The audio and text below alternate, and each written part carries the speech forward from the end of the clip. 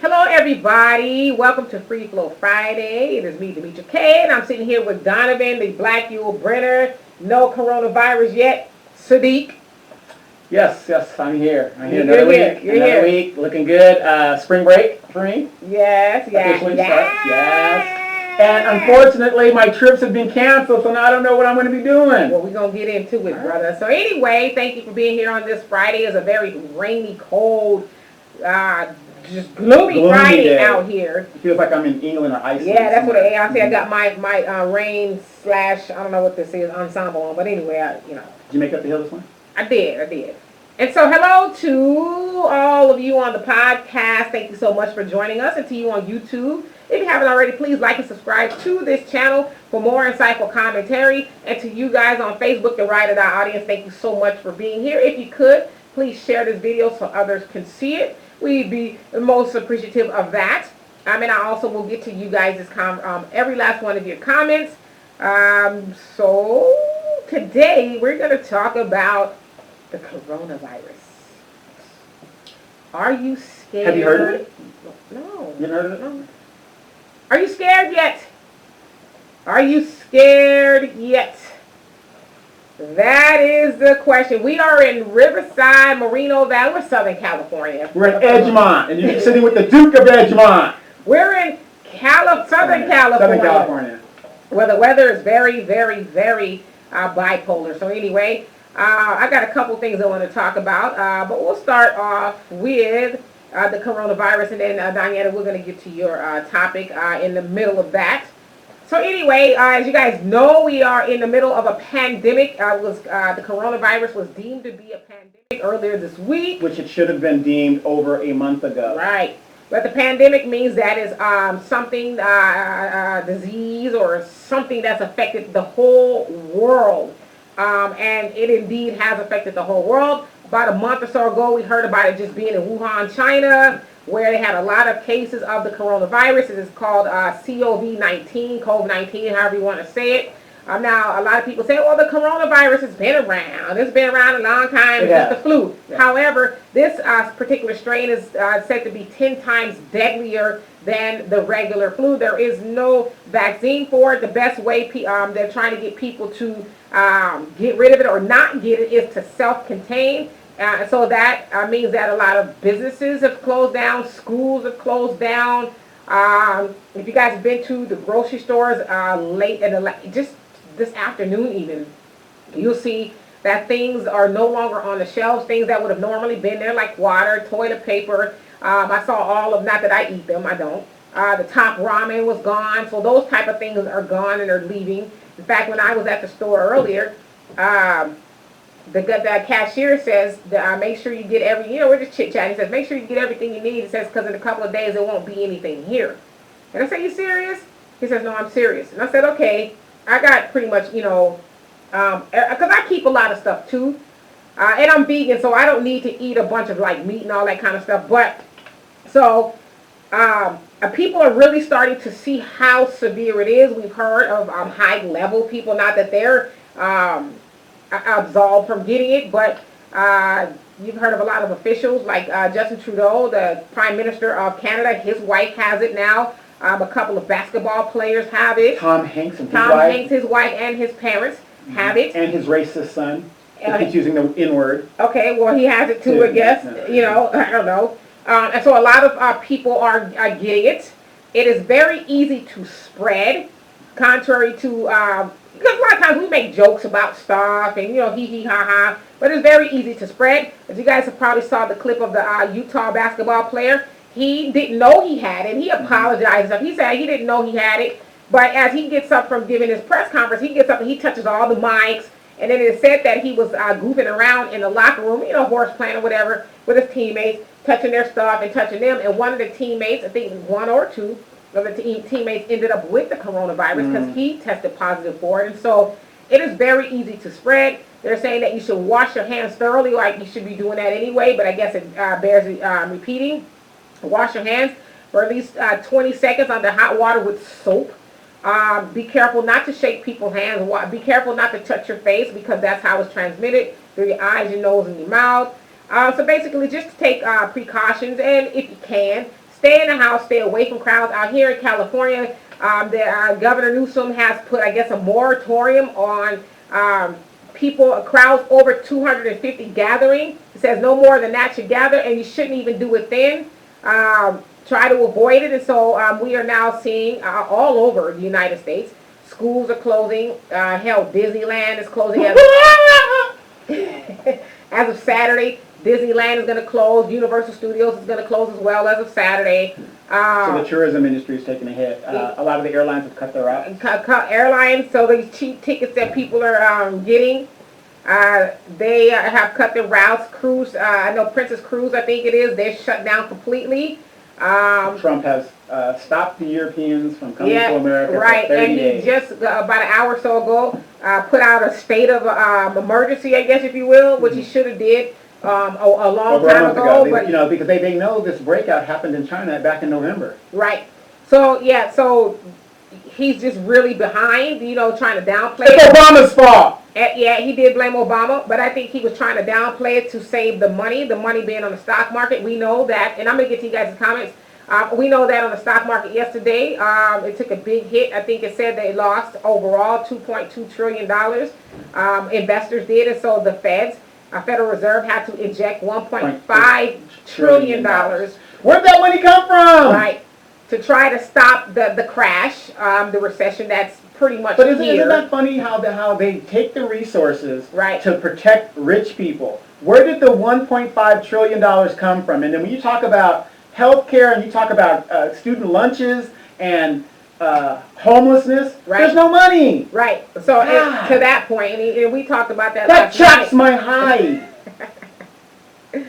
Right. So there's money somewhere, right? But to Donovan's point, there's money for the rich to save them. And so I think that's probably why Trump was trying to avoid, other than that he's just a dodo bird.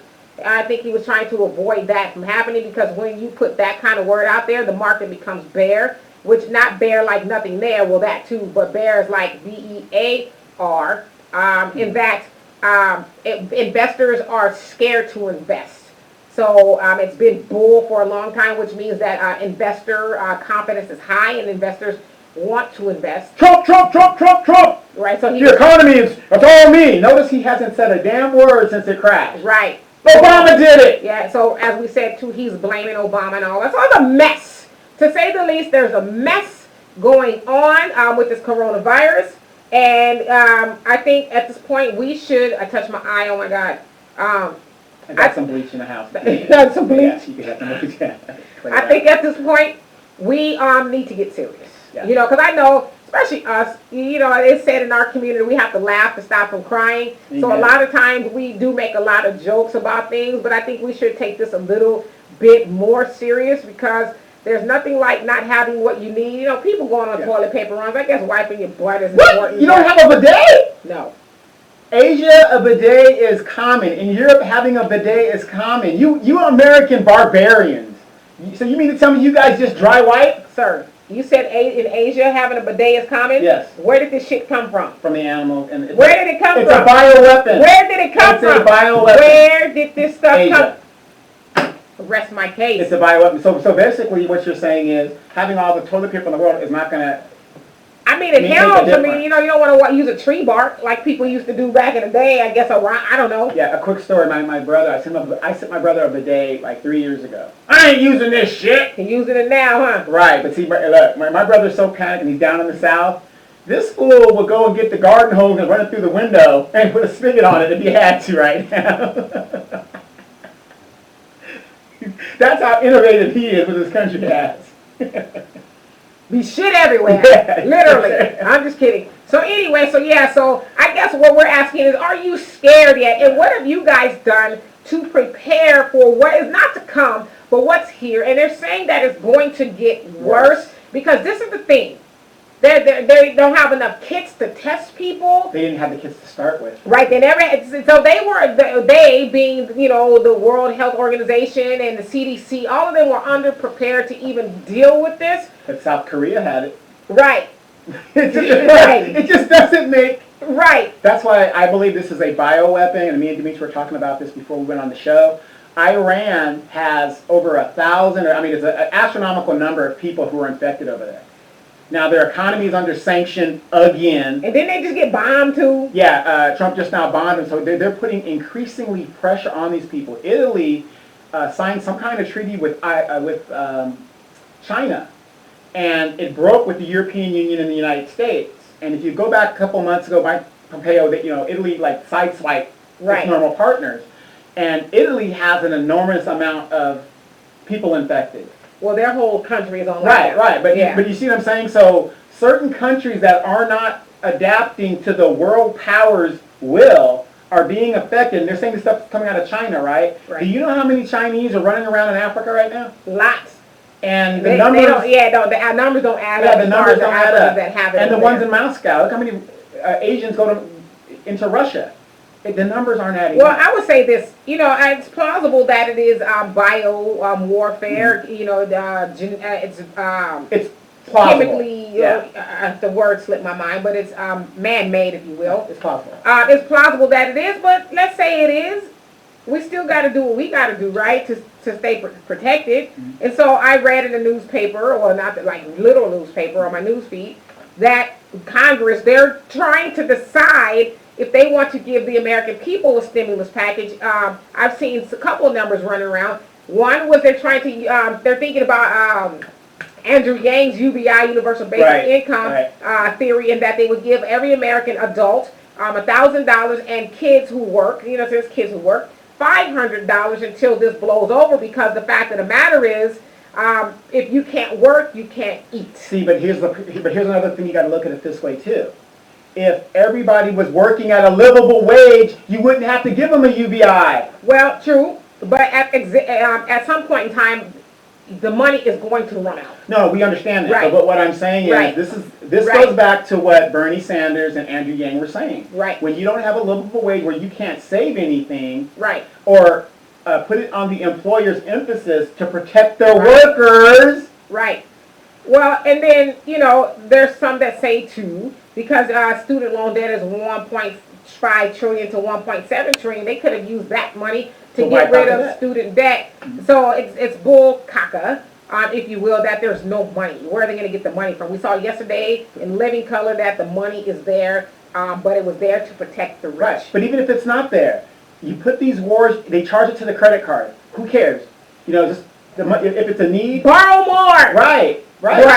Print more money, whatever you're going to do. Right. The money's there. Whenever it's it's just like this opioid crisis. When it was devastating black and brown communities in the hoods and places like that, not only were you destroying the community, you were locking the people up that were users, but it wasn't a problem. But now that it's gotten to the suburbs and where the white kids are affected and the white woman and stuff like that, we're going to spend billions of dollars, no questions asked. I'm telling you, I impress upon you guys to read the Communist Manifesto. It predicted this over 100 years ago. It predicted this same thing we're going through right where now. Where the workers are going to proletariat is going to uprise, and the rich is going to be affected. They can't escape it. It happened in the French Revolution. Yeah, you can't escape all these revolutions. You look at why did these revolutions happen? Right. Because the rich got so rich and the poor got so poor, and eventually it rises. And you're going to see it unfold now. If this coronavirus gets worse, you're going to see things that you've only read about and you've seen in the movies. Just wait for it. And I want you to think about this. And a lot of people, it's funny how they're not talking about this. Did you know that the Trump administration cut 80% of the CDC budget? Right. And laid off and fired and got rid of a whole department and all that. A bunch of scientists and stuff like that? Yeah. So why aren't they talking about that? Hello, we need you to come back to work. Right, but now it's a little too late. Right. Look at the people that have died. But what I'm saying is there are certain things for the public good you should not mess with. Don't mess with it. Right. So let's get to y'all comments. Hey, Pam, what's happening? And Daniela, yes, we are in California, Southern California. What's happening in Sydney? And Al, you say, will you tell your audience about what my coworker told me his pastor said about the virus? So his coworker said his pastor was like, and I'm paraphrasing, don't let that stop y'all from bringing your tithes and offerings. And that because people are being obedient by paying their tithes and offerings, that's why this virus is taking place. So they're not being obedient. Manipulation. Wow. That's what it is. It's manipulation. God, these pastors are just doing pimps. You know what I mean? It's just like they're not even hiding their But somebody in the church needs to just say, this is bullshit, Pastor. We're waiting on Sister Sarah. This is bullshit. Like, I can't come to you in 2 weeks when there's nothing else on the shelf and say, can I get a can of beans? And you're going to tell me, well, you know, Sister So-and-so. We're trying to build that new building. We can't take it from the building. Right. Well, you know how about that? You know, my light's going to get cut off because they don't care that I can't go to work. Wow. I'm not in a position to help you. The benevolent fund, right. right now. You know, I'm just, excuse me. That's because his $300 snakeskin boots. Right. You need to pick those up. Right. And Cindy says, wash your hands for 60 seconds. Okay, I'm going to just be realistic here, okay? It is said to do it for 20 seconds or so. Enough to, they say to sing the happy birthday song twice or whatever. With soap. But realistically, I mean, most people just aren't going to stay under the sink for a minute and wash their hands. Because first of all, you running my goddamn water bill up. Wash your hands for a minute. I'm just playing. Yeah. But seriously, 20 seconds is what they're saying is good. Warm enough water that you can stand in soap. Right? And it's funny because when I went to the store, there's a lot of hand soap there, not a drop of hand sanitizer. Right. And Russell, you say, I don't like Obama either, and I'm a black man. Well, there's a lot of people who would agree with you. And Jesse, what's happening? You say, word. Yep. And Al says, all of Six Flags amusement parks will be closed. Yeah, I mean, that just goes to show you, like, nobody is going to escape this. Okay, so I want you guys to think about this. Those of us that work and stuff like this. We are now officially in a man-made recession. Now, when this recession happens, now you people out there that now cannot, you have to choose between, they won't even let you go to work. So if you don't go to work, they don't want to pay you. You still got a mortgage. The bank still wants their money. So now, this is the time where you should be looking at the stock market, buy low, if you can. And this is how they steal our wealth from the middle class and the classes below, even though there's no such thing as middle class. From the have-nots. They create this, well, it's not a false thing, but they make this thing come up to where they put you in a position to where now you're going to start losing your assets. Well, I think, there should be something put in place, and that sounds like when Congress, they left too. Right, but that's what I'm saying. They're no longer there for about a week or so. But what I'm saying is, for some of us, it's going to be too late by the time that gets But that's what I'm saying. Yeah. But so I think they should put something, because a lot of other countries have put things in place. Like Italy, I think they're suspending mortgage payments and all of that until further notice. No, but see, Trump wanted to do that to his rich friends. But that's what I'm saying. But but they're going to have to eventually. Nope. You watch these people rise up. Watch. That's going to happen. They're going to have to.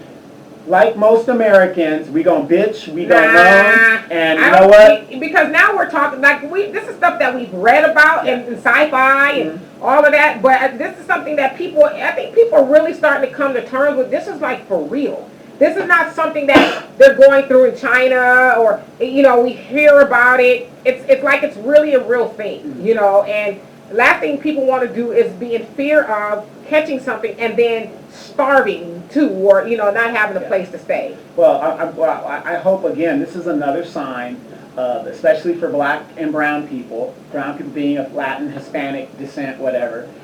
Get our shit together and start getting tangible results for our votes and getting people in there that are going to look out for our interests. There is no way that with all the money that is being spent, that America is not ready to protect its citizens. That's their whole goal. But see, when they go to war. But this is the thing too. I think a lot of people aren't really thinking about it this way. And I don't want to freak anybody out, but what if that was the goal?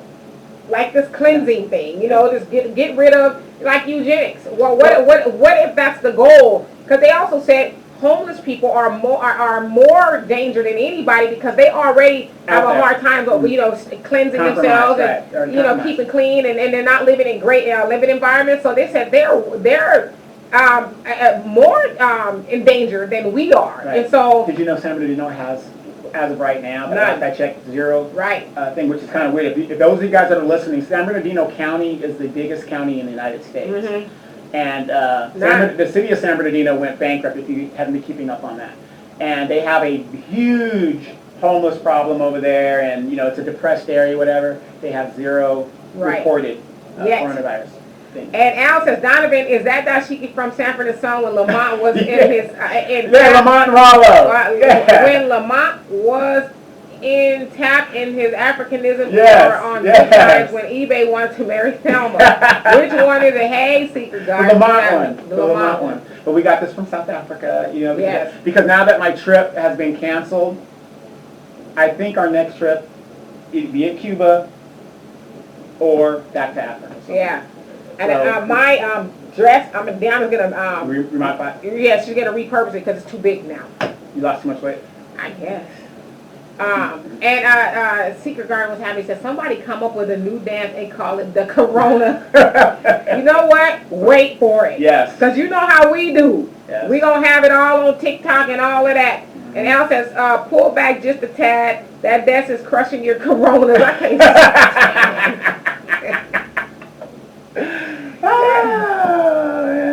Oh man. Hey, Dunamis, what's happening? He says, I'm scared of people buying all the toilet paper and not the soap. Yeah. So they're worried about wiping their butt and not worried about washing their hands or bathing, shaking my head. Even if you do wipe your butt, it's a dry wipe. Get some baby wipes or something. You got to have some kind of the clean, you know, to really be clean. I'll just say this, just, you know, I actually, this almost sounds like something back in prehistoric times. It does. You have to tell people to do this. Like In the Western, I go to the outhouse. Yeah, just like this is stuff we should already know. You know how to take care of yourself and make sure you're clean. I just feel like you're talking to a kindergartner. Mm-hmm. You know, Just but yeah, I agree with you. As I said, I saw lots of soap there. And Al says, Donovan, this virus Panasonic, oh my God, reminds me of that Mark Wahlberg movie, The Happening. Yeah. Or what is it, The Outbreak. Outbreak with Dustin Hoffman. Yeah. And then Russell, you said the CDC is working for the pharmaceutical industry, not us. They are completely useless. So is the FDA. Right. Now ask yourself this, okay? You mean to tell me, and I got pharmacy stuff, that these pharmacies don't have a cure for this thing? I bet you the government should be telling them, if you've got the cure, you need to release it and get it going. Right. You know, but no. Right, because it's like now you guys aren't free from getting it either. Everybody's, they're even saying they think Trump has it because he's been around these people that have tested positive. His daughter and Robert, what's his name? The Barr cat? Yeah. William Barr? Bill Barr, yeah. They said they both were around somebody who's tested positive, and so they were shaking hands and all of that. So it said that they probably have it too. So nobody is going to escape this. This is not a poor person disease. Now, and I also want you guys or sickness. Yeah, I also want you guys to realize this. If you're voting for Joe Biden, and you're going to throw your vote away like that, that's fine. If you're voting for Trump, throw your vote away like that, that's fine. You have a pandemic situation going on. In America, if you don't have the insurance to pay for it, even though they had to make a decree that you have to let these people test and stuff like that. This is another reason why you have to get something for your vote. The only person talking about, if this was a universal health care like the other countries have, right, you can go and get a test. Right. But in America, we don't do that. And now I guess within that stimulus package, they're supposed to be putting something in there saying that you can go get, health care. That's like being diagnosed with cancer. You're in the 4th stage, and now you're gonna go get treatment. Right. Save me. Yeah, it's a little, too late. What we have to do as regular citizens is start going to our legislators and saying universal health care. If I'm in doubt, I should be able to go anywhere and say I need a kit and I'm going to be covered without worrying about having to come out of my pocket and all these co-pays, because these insurance companies think they're doing you a favor by waiving your copay right now because we're in a pandemic. Right. You're not doing me no damn favor. Right. People are going to be dying from this stuff. Right. And if it isn't a biological weapon, notice that this thing is only affecting elderly people and young kids with infants. So the people that are fairly in the middle, they're really not being affected. So think about that.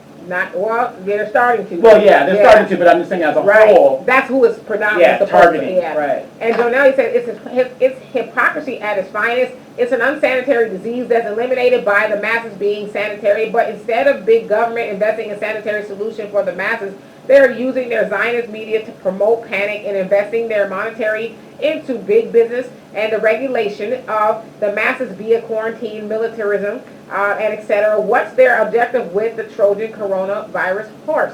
Yeah, and that's another thing too. I'm glad you brought that up. A lot of people are mad, saying that the media is stoking a lot of fear, making it worse than it really is. But I'm like, well, the people are getting it. I mean, I mean, I guess because that's what the media do. They hype up stuff, Well, to stoke fear. But mhm. I think at this point it's pretty reasonable. Well, I have a theory too. If you've been reading, all of the gains since Trump took office has, with this stoking of the fear, all the gains the stock market has made has now reversed. So this could also be epic backfire, wasn't it? So this could also be a Democratic ploy to make Donald Trump look like it's been a shitbird since you've been here. After, and at the expense of the American people, right? Exactly. And see, your guard says Donovan is so right. Buy low, sell high. That's the religion. Yeah. Yes, absolutely. This is how they steal the wealth from the have-nots. They create this stuff and put you in a position where you can't make your car payment. You ain't got your car. You can't go to work. They're telling you now you can't go to work, but your mortgage payment, they're not telling the banks to stop. And right, that's right the door. A GM, or a lot of the car companies have taken a double-digit hit as far as stock market drops and in their profits and things like that. And Al says, PSA, due to the virus, wipe your ass in the bathroom and swipe your card at the store. Lord have mercy. Eventually you won't be able to do that as far as going to stores and restaurants. Because you think, like, you go out to eat or even drive to a drive-through, I would be scared to work in a drive-through because you don't know who's coming in there. If they've washed their hands, they probably haven't, where they've come from. So you got to exchange money, credit cards, and food and all that with the people back to back. And more people are going to start to go to drive-throughs because, there's not going to be a lot of stuff at the stores. I mean, so it's going to be a mess, but eventually you're not going to be able to swipe anywhere, including running out of toilet paper, right? And Samaya, I think that's how you say it, says, peace everyone, hello. And Jonelle, you say, it's Zionist regulation and depopulation, Zionist world order to the expense of the masses, the same objective Albert Pike was operating, and America never cared for its citizens over revenue. The veterans are just an example. European Zionist America eats its young. Absolutely, that's all they care about. That's why I said, read the Communist Manifesto. And it talks about that, how eventually, it's going to be the rich is going to be just so rich, and the poor is going to be so poor, that it's going to be what they call like this rise against the machine being the very wealthy people who own the means of production. They own all the money, and the poor people are going to just be so poor. It's like, you know what? I saw a saying that says, pretty soon there's not going to be anything left to eat but the rich. Poor people are going to eventually, I know it's metaphorical speaking, but the poor are going to eat the rich because that's all that's going to be left. So there is going to be a lot of blowback against the rich, if you will. And Jonelle, you also say, they got a dance in Africa called the coronavirus. Do they really? What's happening, William? He says the Chinese claim the American military turned and moves on them in the above article. Okay, well, I mean, somebody else, I think, was it Iran? Their past president just made that same claim. I saw it yesterday. His name escapes my, but the Iran's former president. Oh, the former president. Yeah, not him. Mahmoud. Ahmadinejad. Yeah, he said that he believes that it's biological warfare as well. That it was something that was released into the world. And yes, sorry about that interruption. Brothers were trying to sell me some solar panels and power. So, really? Yeah. But my house is fairly Got it. efficient. Well, it's pretty efficient for not having all those panels on my thing. Right. I do what I gotta do. And Alex said, by all the sports events canceled, ESPN is losing a lot of money showing the same programs. Yeah. Everybody is going to be affected. Every single person you can think of from the top to the bottom is going to feel this. But I want you to think about this. We are on the bottom. So I don't know how long this thing's going to last, but when it comes down to the bottom line, they're going to cut from the bottom to the top, not from the top to the bottom. Sure. So again, this is where our wealth is going to be affected. And like I said, you're going to go on unemployment for so many months. Once those jobs disappear and they can find a way to AI it, you might not be able to come back and Hey, find ain't a no job. telling that might be what Right. they're doing. And then people don't, you're not supposed to have age discrimination, but not AIDS discrimination. You're not supposed to have Ageism. ageism. But let's be real. That is a real thing. So they're not going to hire Demetra back after 15, 20 years on the job. Boy, I'm 25. What you Yeah, got? well, I'm just using you as an example. I'm thinking of Bryn. But, you know what I mean? So those guys that get laid off after being on there 20 years, they're not going to ask those people to come back. Right. That's the way they can just cut them and everything and is just really up in the air now. And it affects us, right. Black and brown. When you're on the bottom of this system, we are the first that are going to be affected. So this is how we're going to lose our homes, we're going to lose our car, we're going to lose our wealth. We are 12 years just like we did in the 2008 recession. Yes. We got hit the worst. And we have not recovered. And now we're going to get hit with this coronavirus. And guess what? Until we get our stuff together, we will not recover. It's going to be even worse. I don't even want to think about what's out ahead. Yeah, we don't even have a wealth base. We're 12 years from a slave. Yeah. So if we're still trying to recover from 2008, which is 12 years ago. Right.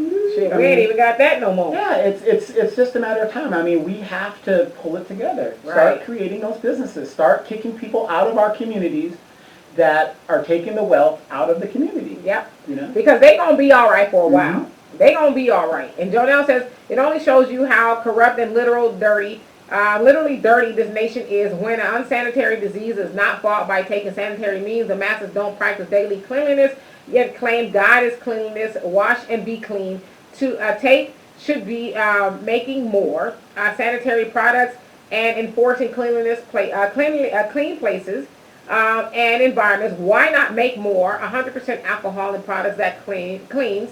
But the Zionists shut down their NBA Magic band, walking around with AIDS with them players for years, and no shutdown. Wash and be clean. Right. I saw. It's not funny, but it is funny. I saw a picture of Magic Johnson walking around with a mask, and somebody was like, "How dare you?" You're right.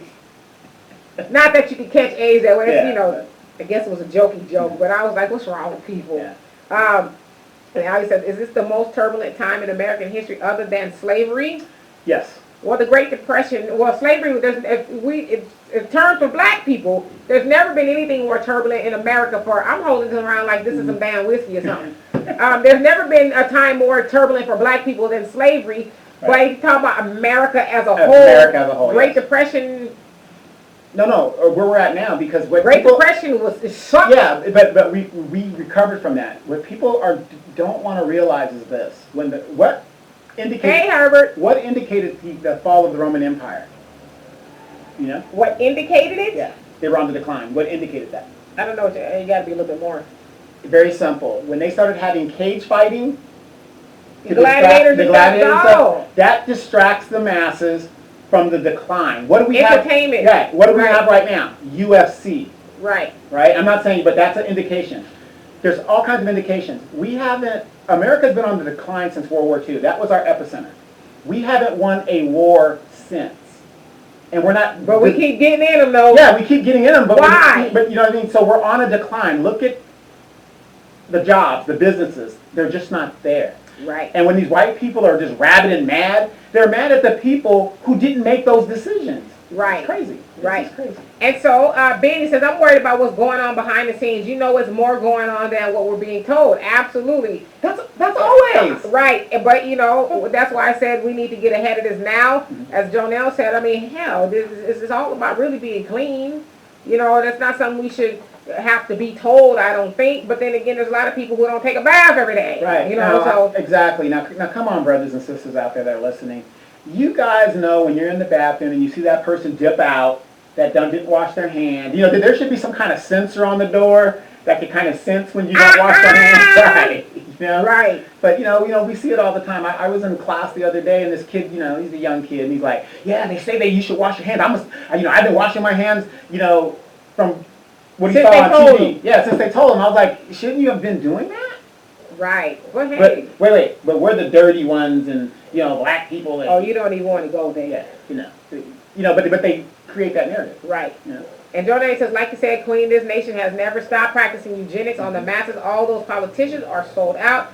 to that agenda of eugenics. For example, Hillary Clinton and Margaret Sanger, they're pushing this virus like bed bugs that can be crushed by 100% alcohol. The money is nothing anyway. The wealth is silver and gold, which they will pull the switch on the dollar soon. Yes. Absolutely. Real quick. Stock tip. Aurora Cannabis Hexo, less than 80 cents a share. So I know things are rough.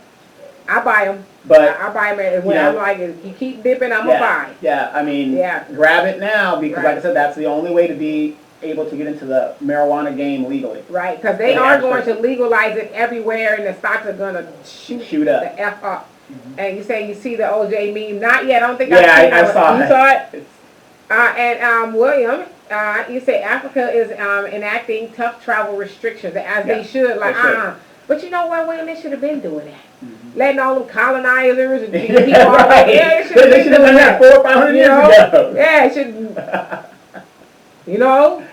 Right. But that's good that they're doing that. Yes. Hey, Perez, what's happening? And Al says Fast and Furious 9 was set for May release and now has been pushed back to next year. And a James Bond movie, I think, was affected by it's pushed back because of that as well. We know all of the music festivals are pushed back. Canceled.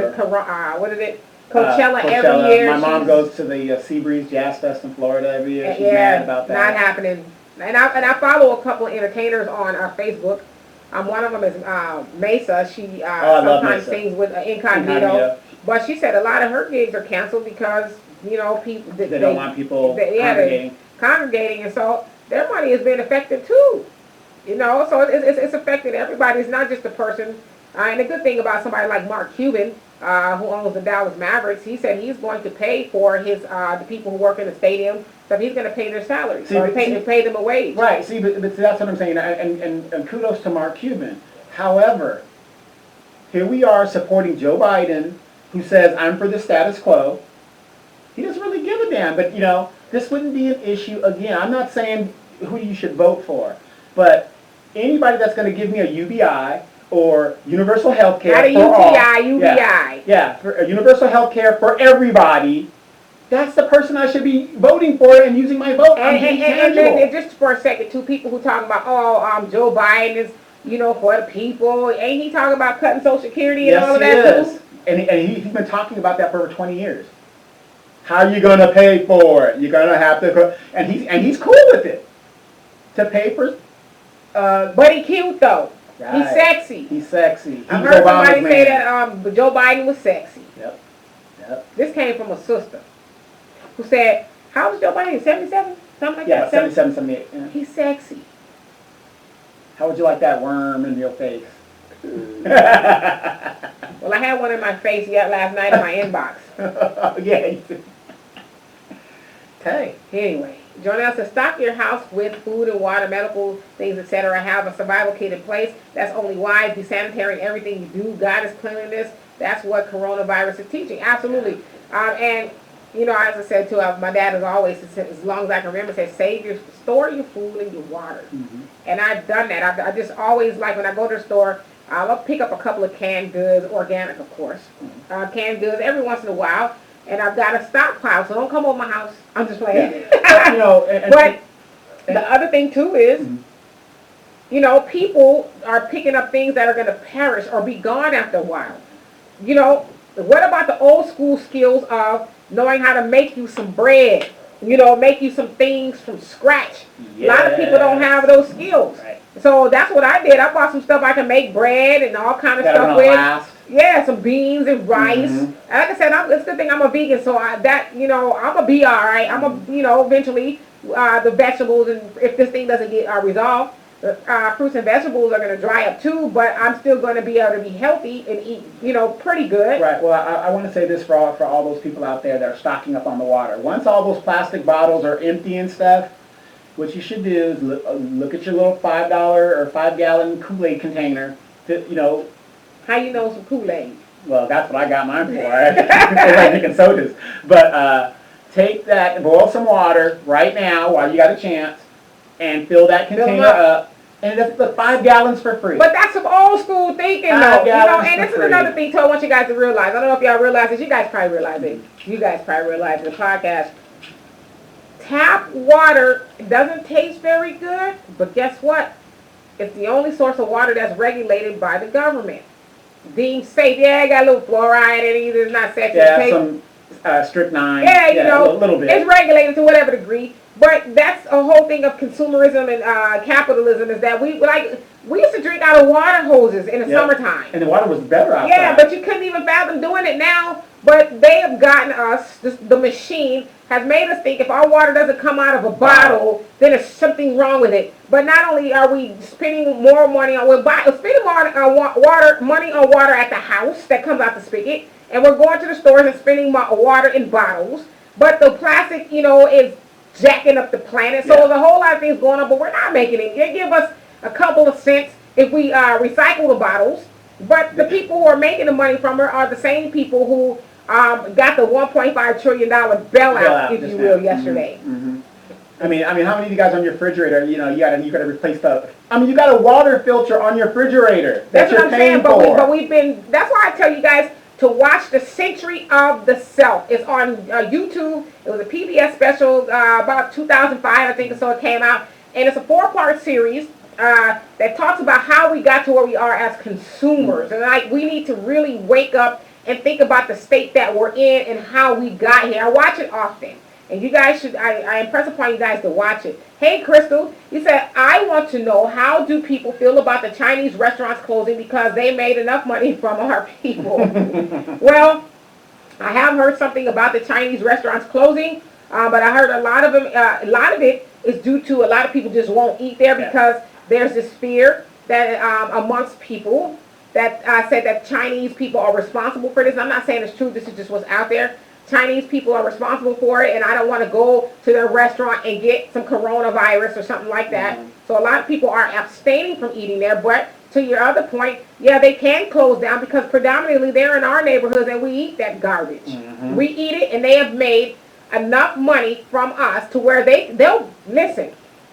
If anybody gonna be all right over here and anywhere, it's going to be the Asians financially. Mm-hmm. They have a stockpile of money, and to your point, they could close because they've gotten a king's ransom of our money, and we're going to be the ones looking around for cans of beans and rice. Mm-hmm.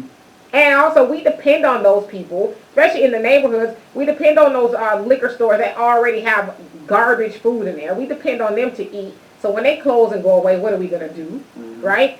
So to the other point about the Chinese people making a lot of money off of us, selling us, that whatever it is, orange chicken and all that other stuff, they like, well, we're just going to go home and sit it out.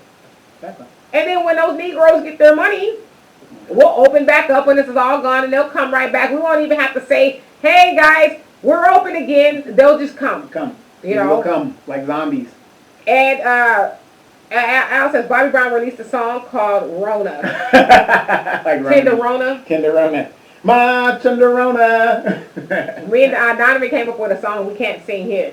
Right. That'll be in the next segment. Donovan said he's going to produce it, and we'll see how that happens. And so for you guys on the podcast, please hang in there. We're going to come back for the second half, or 45 minutes rather. We're going to switch topics here, so stay tuned. Yeah. And Sydney says, if a nurse in the ER has it, where Donovan and his damn cat. He wants to be famous. And Sydney says, a nurse in the ER has it, where they clean the ER with hospital-grade disinfectant. Do we think alcohol-based sanitizer can kill the virus? I'm with you on that one, Sydney. I'm with you. I mean, I think we just... I think we should just do what we can, to stay clean. Wash our hands and wash your ass and everything else in between the house. Just be clean. How hard is it really? True story. D came over. Well, what was I doing? Mopping. Told me don't slip because you ain't getting my insurance. Yeah, you ain't on my insurance. Hey, Eric, he says, who's going to pay for health care? How about the same people who paid for that $1.5 trillion Wall Street bailout yesterday? Mm-hmm. But isn't it sad that all of us out here are doing these part-time jobs that don't have any coverage? Shouldn't there be legislation now that says even if it's a part-time job, you should cover these people medically? Well, yeah, that's what I saw. That's what it sounds like what they're going to do. And Eric, you also say, who's going to pay for it when Democrats want to give it to non-citizens? Well, I guess the other question should, or the answer should be, well, whoever's paying for it now, because they get a lot of benefits for not being citizens. Not for because they're citizens, but just anyway they get it, right. So it's probably the same people. And you also say who's going to pay for health care when they want to give to non-citizens. Okay, so I saw that. And then Al says, Donovan, you didn't do the Yul Brynner pose. I did. You missed it. You missed it. And then you also say, tell that to Flint. So of course we know in Flint that their water system is not doing well. But we had a lot of Negroes, this very day. Right? And not to blame this on Mike Bloomberg, it's not his fault. I suspect. But we got a lot of Negroes who wanted to give Mike Bloomberg their vote. But then, how much did he spend? And he said half a billion dollars. $500 million, and it said about $5 million, or I don't know what the number is, but it's a lot less than what he spent on campaigning to fix the water system. So at some point in time. Eric, we as black people, and I know you know this, but we as black people are going to have to save ourselves. We have $1.3 trillion ourselves coming in and out of our community every year, and we can't scrape together $5 million. Now, I know we're taxpayers and all of that, and they should fix it, but they're not going to. This is, like, how long has this Flint conversation been going on? At least, 3 years now? Over that. And I know they've been dealing with it, but I'm saying it's came to the national forefront. 3-4 years ago, and we're still talking about it. Still don't have good drinking water. But you have somebody like Jaden Smith, Will Smith's son, big up to him. He has a water company called Just Water, to where he provides a lot of water for them. Yep. So you got people who are trying, but at the end of the day, we're going to have to save ourselves. And Perez, you say, what do you think about the black and brown tolerance to the COVID-19 myth or truth? I think it's funny. I don't know how true or how much of a myth it is, but a lot of people are saying you don't see a lot of black people or brown people getting it the way everybody else is. So I don't know. I guess it just remains to be seen. There are some cases in Africa, but it not as much as everywhere else. I don't know anybody personally. Well, we saw the basketball player. He's black. So I don't know. I think it's probably more a myth than anything. I think we should all just, be cautious and be careful, right? Same thing. Cindy says, my water is hard. Do not drink New Jersey water. But yeah, so do you have something in place in case there are no more bottled waters? Do you have a water system, a filter or something in case you're not able to go to the store and get bottled water anymore?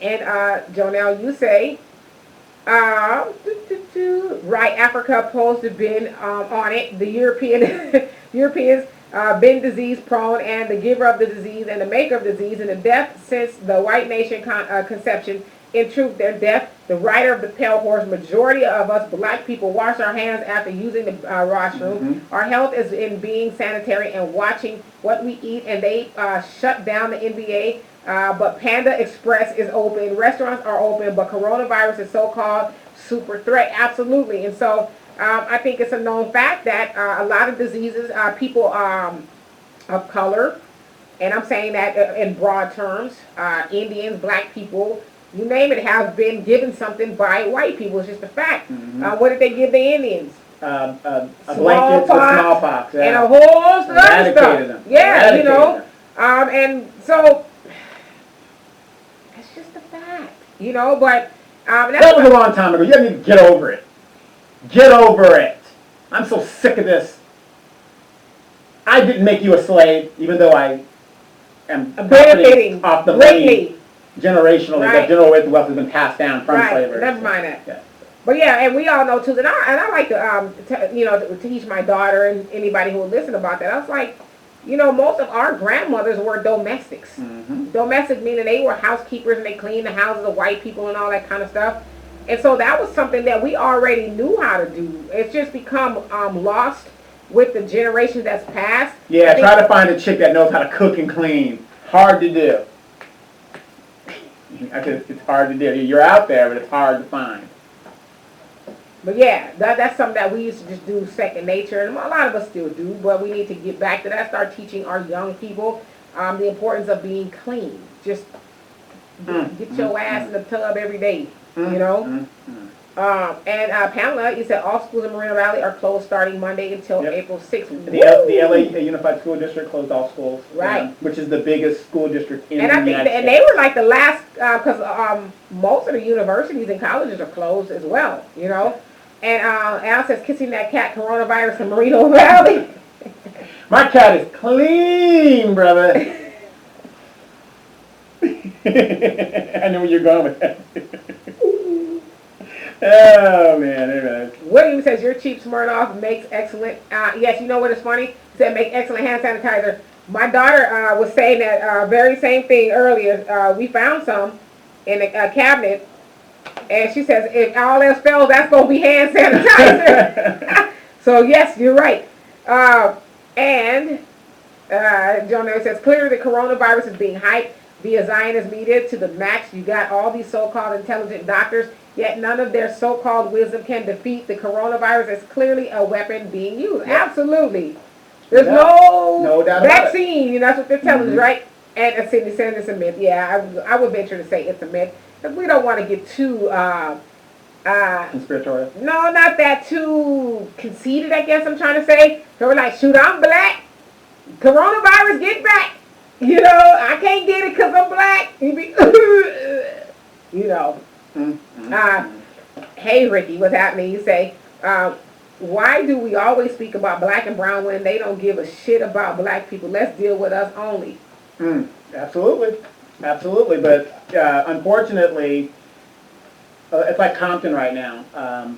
You know, that was a white neighborhood, then it turned black, and then it turned brown. And unfortunately, in our neighborhoods, everybody, when they come to America, if they don't have money, where is the first place they go to be accepted and hang out? In the black neighborhood. And then they turn on you. Then they turn on and run us out. Did you know there was a statement by, I guess it was one of the Hispanic gangs in LA, and they were like, this is our turf now in Compton, don't come back. They're running black people out. Well, number one, we're being gentrified out of it, so we're just taking the money. So you can be gentrified, and then the Hispanics is like, get your black ass out of here. This is our area now. Right. So that's why I kind of talk about it, because in the neighborhood, there's always going to be Hispanics. Like my neighborhood here, this was a white neighborhood. They're trying to get your ass out of here. Never was a black neighborhood because this is a military area. Yeah. Nothing but Hispanics now. You're the last man standing. I'm the last man standing. Last man. Do you have any black people around your neighborhood at all? Yeah, there's a lady on the next street, you know, older lady, and there's another older lady. There's two other older ladies on the main drag. You need to be talking to them, but like, listen, I ain't saying you're going to die, no cat. I'm not saying you're going to die no time soon, but, you know, please don't let these people take your house. Well, you know, I talked to the kids. They don't want to be bothered with it because, you know, grandma is kind of on the last ventilator and stuff like that. So. And Jermaine, you said, yes, I'm scared. You know, and you have good reason to be. You have good reason to be, you know, take this seriously. I don't think anybody should be, you know, joking about it to the degree. We saw a video the other day where parents are picking their kids up from school, and they were spraying the kids down with sanitizer because somebody at the school ended up with the coronavirus. Somebody was walking around a plastic bag from head to toe. Glad bag. But their mouth and nose was exposed. They didn't say you have to be intelligent. We just be doing the most, okay? But you have good... Looking like Missy Elliott, one of the Missy Elliott videos. Exactly, okay? With some mismatched, the grocery store bags on and stuff. Oh, man. And Jonelle says, exactly, Queen, we're going to have to save ourselves a separation of death because the European Zionists own America. Agenda for us is nothing but death. Like the Tuskegee experiment, this is the coronavirus experiment. It will be gone like Ebola and the other diseases that came during election year, like SARS, West Nile, and etc. Absolutely. Yeah. It's Obama's fault. I was like, because I saw people saying it, so I actually went to Trump's Twitter, and I was like, well, I'll be damned. He really did say that he blamed Obama because he did something with the CDC or something. You're 3 years into your presidency, and you're still blaming your predecessor. Wow. Right. Unbelievable.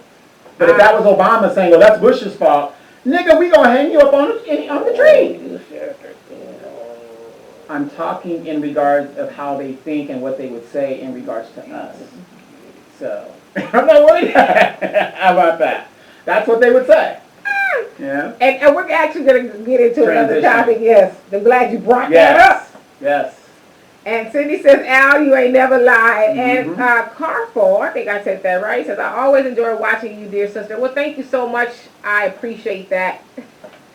Chopped liver. That's chopped liver. Never mind him. The Black Yule Brenner? Come on. And William says, Burbank also closed their schools. Yeah, you know what? It's like, you ever seen that wheel that's turning and then eventually it comes to a grinding halt? Yeah. That's exactly what's going to happen. Everything is just going to be... And think about that. Those of us that can go to work, and let's say I have a good job at a law office or someplace, I'm making really good money, and I'm a single parent. Now my child can't go to school. I definitely can't put it in daycare because that's a grouping of children. Right. Now I've got to leave my job. Well, you ain't going to be able to work there no way because they're going to be closing those doors too. Right, but if it's You would think if you talk about something systematic, yeah, if the schools are closed, it makes sense that the parents are probably susceptible too. Right. And Cindy says, I ain't scared. I think people really have a good reason to be, right? And he says, I can't wear the proper PPE, personal protective equipment. I mean, what do? It's airborne, right? And or something like that. And you touch your eyes, your mouth, and you touch other people who have it. You might touch something that hasn't. Like nobody really knows, right? Well, fellas, all I got to say is this. If you're trying to get with your sweetheart, instead of like, oh no, I can't, no, Oh no, that don't count. Yeah, that don't count. Stop. That don't count. Don't let her use that excuse. Son. Until the coronavirus. Right. It's gonna be a lot of lonely nights. Right. It's quarantine. Okay. I can't let nothing touch my mouth. Shut up. Right. A lot of lonely nights. William says we are helping to gentrify ourselves and indulging in foolishness. Absolutely, yeah. We don't. I don't think we really realize that we are doing that. Like if we have an opportunity to buy houses in the neighborhoods, we should do that. I think we should do that. Yeah, they might not be the greatest thing, but look at them as an investment property. Move your people. Right, but see that's what I'm saying. Here's an opportunity for for those of us that have wealth, or that we should have built up this wealth from the last 10 years when this crap happened, so that now we can jump on and. It's almost like, are you a believer now? Do you believe now, especially speaking in terms of black people, that we are at risk to every damn thing that goes on? We are at risk. Right now, everybody's talking in broad terms, the American people, the American people, the American people. But we really should be thinking about black people because when this is all said and done, we are going to be left in the ditch. Yeah.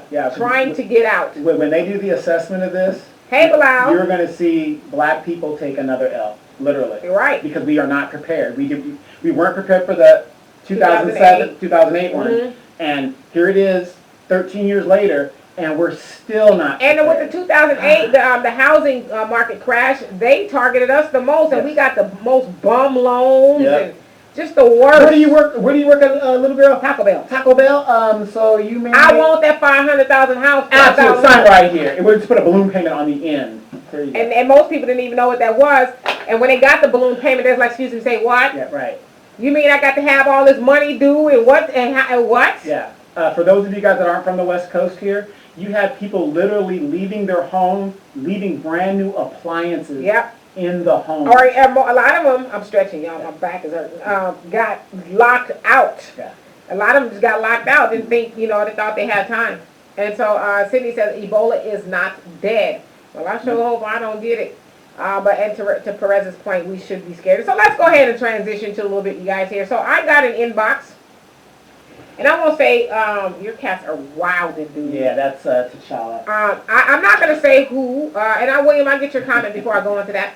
He says, with all of these folks at home, December is going to be a baby boom. Spousal abuse complaints are about to go up since the abused and abusers can't work. Oh, Lord. Yep. See, that's the kind of stuff really, truly, though, we don't think about. Yeah, it says about can't go to work. There will be a lot of unseen incidents because of this. And I'll say this in closing with that. Like, come on. Like, just chill. Chill. You ain't got to be trying to beat your wife or your man. I'm stressed out. Now you tell me I got to do this and there ain't no jobs out there. I'm 50 years old. I don't have skill. I've been in prison under the Biden law for some bullshit marijuana that now they're making legal, and Kamala Harris is laughing and joking about it. Come on now. That's not worthy of me getting an ass whooping, though. Okay? What I need you, Jeff Rowe, to do, Pookie, Ray, I need you to calm down, okay? What I'm going to do is I'm going to make you some of these beans and rice. I know you had them for 3 days straight, but you're going to have, but this time I'm going to put a little bit different seasoning in it, yes, okay? Florida, thank you, Ray. Yes, okay? This water, pretend like it's some Kool-Aid, because you know we ain't got none of that. Just, right. I need you to chill out. You know, they should do a 3-episode thing called The Black Man's Survival, and, you know, they'll reference you going to good times. You can see how they can survive, you know. Remember that episode when James didn't get the job because he had a 6th grade education? Right. He was like, I couldn't form my words, Florida, I couldn't. Right. Yeah. Stay at home and read. Ooh. And educate yourself. That's a concept. Yeah, pretty good. And remember when Florida went to school? I'm going with you, baby. Right. We can do that. We're going to be at home anyway. I mean, how much TV? I don't watch TV. I don't have TV. But how much TV can you really watch in a day? Pick up a book. Google something, because you still have the internet, I think. Google something, educate yourself. Not so long, baby. I lost some watch something.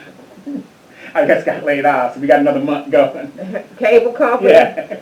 No, but seriously, like, educate yourself. Read some books. You know, learn something. Watch some documentaries. Who Sat by the Door. How many of you guys have read that? Because we keep telling you guys that. There's a lot of stuff that people can do. And a funny thing is, a buddy of mine I went to high school with in Japan, he's a retired Air Force chief, Master Sergeant. He had the book, and he was surprised that I mentioned it, and he was like, he showed me the picture of the book. I'm up on game. Yeah, the brothers, you know. Yeah, and Jonas says our division subjects us to any and everything as black people. Yes, we are so divided. Yeah. We are the only people open to being to be a prey to any and every looking to everybody, anybody, everyone to save us except us. Yeah, I mean we are just a constant victim. Yeah. Because we keep putting ourselves in that situation. Absolutely. But transitioning. All right, I'll get these last comments. Alicia says, right, just chill. And Dwight says, I want some beans and rice. Yeah, the beans and rice are going to be bomb. Yes. And we know how to season too, so. And then William says, baking peanut butter cookies. Yeah, I got me some flour. I can bake me some peanut butter cookies too. And again, if you guys are like a little advanced in age like myself, Dimitri's only 25, this fool is only 49. Right. Come on, advanced in age. Well, the thing is, I have to eat a lot of. Want to come rubbing up the mountain with me? No, I have to eat a lot of fiber. So put a little oatmeal in that cookie. And stuff that's going to benefit you. Yes, and then Jonelle, you put up the site for Muhammad Farms and stock up on foods directly from our farm, and we also have an ABLE program. For more information, visit NNOI.org or call the phone number. Absolutely. Yeah. They got it going on over there. Mm-hmm. So anyway, I'm going to transition. I got an email, not email, that's old school. I got an inbox. And someone wanted us to address, because they're pretty pissed off with us, I would say the least. They're not very happy. They're not very happy with us, Donovan and I, because Donovan used the N-word. That's why I was telling him a minute ago, I was whispering, you're such an N-word. He used the N-word last week, and they were pretty, much pissed off that we used it. And the inbox is pretty long, and so I'll just kind of paraphrase what I remember. How can we be uplifting to black people when we use that word? The N-word is, and I'm trying to get this right, but the N-word has kept us down. It's reason why we can't get ahead, and this, that, and the other. And this basically, so why do we use it? Their words, not mine, that they were disgusted and disgusted and something, the other D word, I can't remember what it was. But they're disgusted with us for, I guess, using that word. And so they wanted us to address using the N-word. And so, do you want to go ahead? I would like to start. Go ahead. By saying this. Just my hat here, make sure she sees it. It says veteran there. Oh, shit. And all of that other stuff. Shit. Okay. There's a lot of words in the American vocabulary that is not very popular. Cracker, kike, such and such and such and such, N-word, whatever. And yes, it is not something I would use in regular conversation. However, on my show, my platform, I will use whatever word I need to use to grab your attention. With 12 years to zero wealth and 12 years to being a slave, I do not think I have time to be politically correct to appease you, the viewer, who doesn't like my vernacular, because I only use that word when I'm emphasizing a point of either the oppressor and how they think, or how we talk to each other in regards to a sitcom or this, that, whatever else is going on. But at the end of the day, there are many channels out there that you can select and watch and go to. And so if we're saying something that is not of your caliber, like my mom used to do, hey, come here! And I would run away from the playground. Away from the field? Yeah. I'd come in the house. Yeah, what you want, Mama? Turn the TV. Remember they used to do that? And you're like, can you turn the pliers, please? Yeah, you turn the pliers and move the antenna ears or whatever. So, my point is, and it's also kind of good too, because it also shows that the viewer was listening to what we're saying. To that point? To that point. So, so it does serve good feedback into what we're doing. So I do appreciate the feedback. But again, this is my show. This is how I choose to put out my message. And a lot of people do emphasize what I'm saying. Do we use the N-word in our, and I'm not saying it's right. What I'm saying is, do we use it in our culture? When I see women dancing to the, yeah, bitch, hoe, this, that, nobody's saying nothing about that. I'm not a T. You know what I mean? You got women that are dancing to that kind of stuff. Again, is it a popular word? No, it's not a popular word. But it is a word that is used for shock value, and of course the oppressor uses it as a negative connotation. And that's all I'm going to say about that. So if you don't like that, there's other options you can do, or start your own show. And I can't even get this woman to twerk, so I've got to. You got some tea in your cups. But do you guys understand what I'm trying to say here? It's like, this is how we're going to do, shock value, whatever. I'm going to talk the way I'm going to talk to get my point across. That's all I got. What say you? I'm scared. No, listen. I mean, I can't tell Donovan how to feel. I really try to pride myself on not being a liar. It's not something I'm really good at. So I'm not going to lie to you guys and say I don't. Break me off some, brother. Break me off some. Right. I'm not going to lie to y'all and say I don't use the word. I don't like to use it on here. Now, I don't use it in public.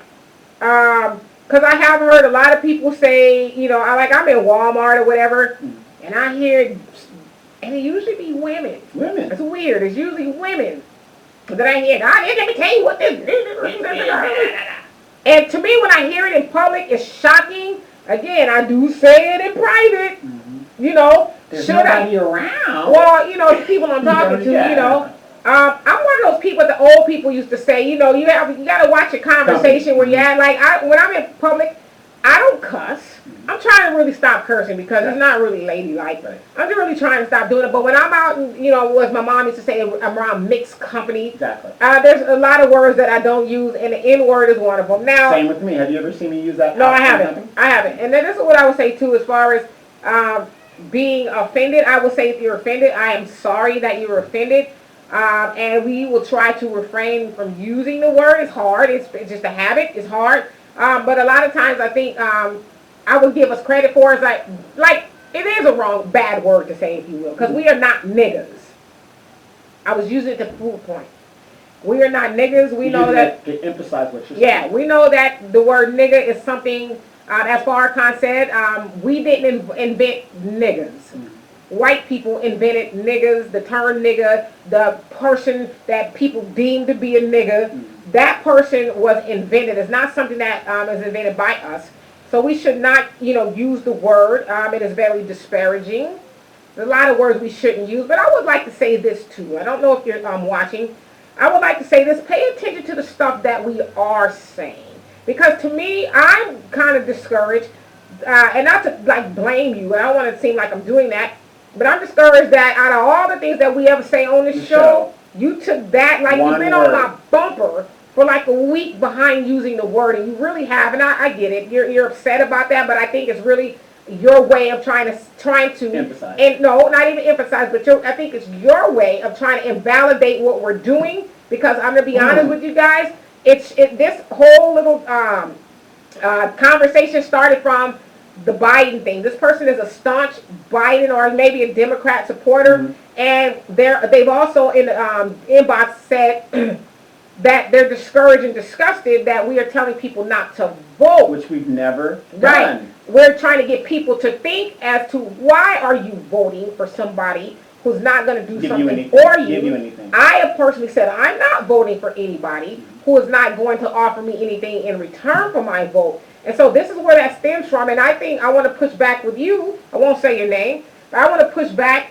and saying that you are a part of the problem, because you said that me and Donovan are part of the problem. See, Donovan and I, this is why I wanted you to handle, because I know how I get. But I want to say that you are actually part of the problem, because like a lot of Negroes, not niggas, a lot of Negroes, you try to take that one little thing that black people who are trying to be progressive and trying to help liberate other black people, you take that one thing and try to say, oh, that's why you should be discounted. That's why what you're saying should be non-valid, because you said that one little word, and I'm going to go and tell everybody you use the N-word. But why don't you run and tell everybody about the good things that we're saying, the things that we're trying to do to enlighten our people, so we don't keep having these conversations about us coming in dead last. Like I told you guys last night, I spent a lot of time in bed yesterday. I didn't feel like getting up. I just didn't feel like doing it. Must be nice to be free. Well, I was free yesterday. Yes. Okay? Sure. And I spend a lot of time watching, because that's what I do on my spare time. I absorb knowledge. I watch a lot of documentaries, and, I learn from all the greats. And I was watching Dr. Claude Anderson, and he said, this was years ago, he said, if black people didn't get ourselves together by the year 2015, we will be a permanent underclass. What year are we in now? 2020. We are in 2020. And so for you to try to hang on to the fact that the N-word was used once or twice, and we've used it a couple times on the show, admittedly, the fact that that word was used and negated everything else we said, you're part of the problem, and you're not actually helping us to progress. Because at the end of the day, as Farrakhan said, we didn't invent the nigger, we didn't invent the word nigger, and Al Sharpton and all of them can bury the word nigger, but until we stop thinking and acting like niggers, that's neither going to be here or there. And I think, as Malcolm X said, for us to continuously do things for people who will never do for us, like voting, that makes us a traitor to our race. And a chump. So, right, and to me, a nigger, and I'm using this for educational purposes, a nigger is somebody, because the word I like to use in private, and Donovan hears me say it, is nigger shit. Nigger shit. Nigger shit. It's nigger shit when we continue to vote for a person or an entity that will never do anything for us, ever, but we continuously go in there, because a lot of times people would like to say, well, nigger means ignorant. Okay, whatever you want to say it means, you want to apply the term ignorant to the word nigger, that's what it means. You keep ignorantly going to vote for a person or entity is never going to do anything for you. So if you want to get hung up on the word nigger and not get hung up on the fact that we are going through nigger shit, right, something is wrong with you. Right. So as I said, I don't use the word nigger a lot, and I'm using it to prove a point. So forgive me if you're offended by that. But I think we really should pay attention to the overall picture, the message of what's really being said. But you chose to me, I see people like that. It's like, aha! We're gonna bring you to heel. Did you hear them say nigger? They're invalidated. Oh my God! Now nothing they said means anything. Me and Donovan and I, because see, I don't always speak correctly, even though I do have a master's degree, but I don't tell a lot of people that because I don't think it's neither here or there.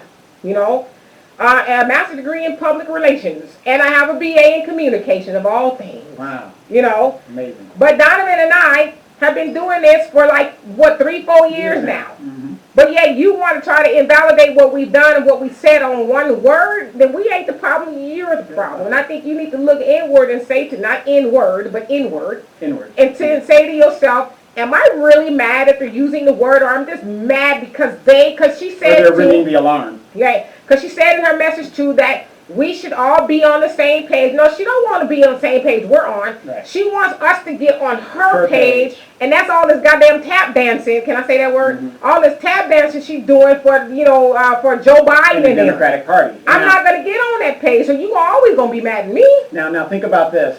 Since we're talking since we're talking about Joe Biden, he said outright he is for the status quo. So if we're at the bottom of the totem pole, he ain't here to help us. We ain't got no status. Now here's the thing. Overwhelmingly, the black vote put him over. He was politically dead, as he usually is. The black vote put him over. The alphabet people, that's who he said day one he's going to take care of them. Day one. Dreamers, DACA, all that stuff. Reparations. The very people who put him over, he ain't going to do a damn thing for. And this lady is sitting there worried about a word that I can say because I'm a veteran, I don't give a damn. When we're ringing the alarm saying, you're telling people to vote for this guy, and he's not, we're giving him his, you know what I mean? We're not getting anything for it, and so again, you're mad because we said a word, but it's like, I don't think you're legit. I don't even think you're mad that we used the word. I just think that's your way of trying to say you guys aren't worthy of, because she says we're not uplifting black people when we use that word, and admittedly, we don't use that word all the time. It's like every blue moon, but to say that we are not uplifting black people, we're actually hurting black people, is like you were just looking. You guys ever work for somebody and they hated your guts, and they were just looking for something to just get you out of there. Mm-hmm. I know you did great numbers and they got great customer service skills, mm-hmm. and you just that and the other, but that you just do that one thing, you can't be here no more. Well, she kind of this person kind of reminds me of Steven from Django. Who you with? I said. You know what I mean? I don't mean to be like negative, but that's what it's like, because it's almost like you're trying to shut us down from waking people up. And I would say this too, like, I don't like to judge people, but I did go to your profile as well, and I understand why you have the stance that you have. Right. If you want that kumbaya moment, I understand that, but not everybody wants to be kumbaya. You got militants out there, you got, people that are just done, and we have never said, don't vote.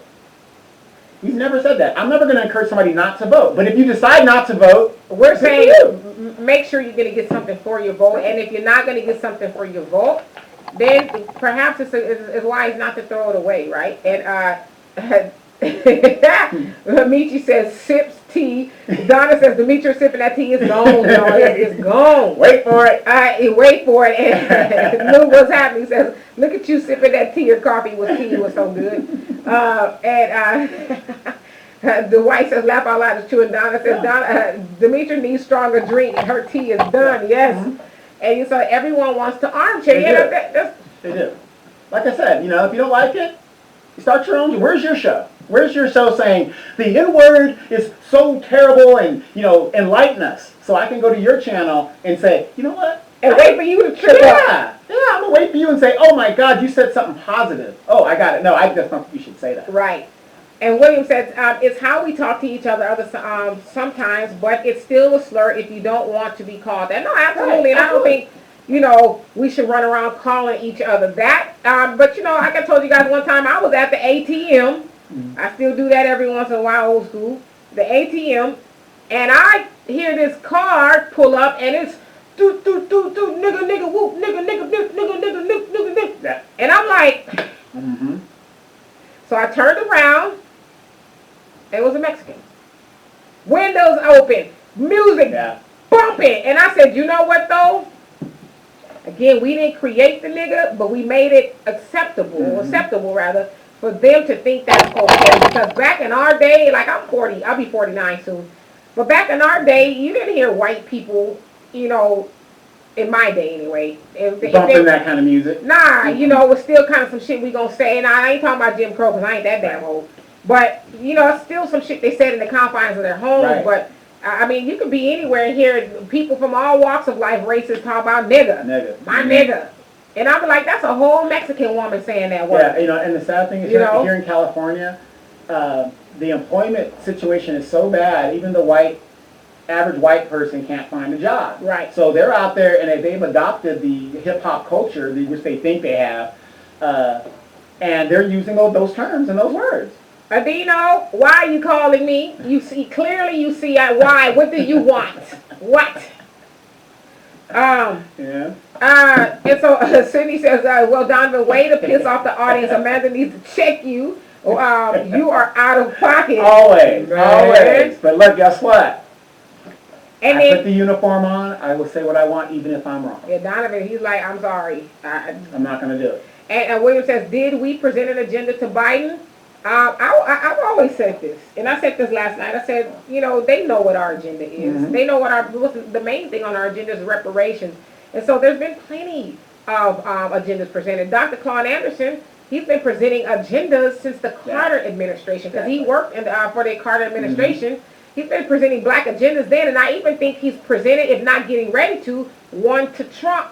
So it's not an issue of us not having a black agenda, because I know a lot of times we say, well, we don't have a black agenda. It's false. We do. We do. I talked about two of them last night. One of them being in the Message to the Black Man in America, and Dr. Claude Anderson's Powernomics. Mm-hmm. Those are just two I can think of, and we know we've always had a black agenda from Marcus Garvey. Right. So we keep saying that, and I think that's not saying you, William, but a lot of times it's easier for us to say, well, if we would have had our stuff together, it makes them, then they would have wanted to do it more. No, they know what our agenda is. And like it or not, I mean, even if it's a bad agenda, ADOS has an agenda. Everybody, there's agendas out there. Everywhere. So it's not that we don't have them, we do. See, I can write a draft of anything I want, but if I don't have no real strategic plans to go with it, or no action plan, no follow-up, it's just going to be on paper. And that's what we as black people don't have. We don't have any real follow-up. We don't have any real unity and say, okay, at the end of the day, whatever happens, we are going to move as a unit. And if they don't give us our agenda, then we don't vote. And not only do we not vote, but we pull our money out of this economy as much as we can until they get the message that we are no longer going to be stuck at the bottom of everything anymore. Or we start colonizing ourselves out of here and go back to Africa. Right.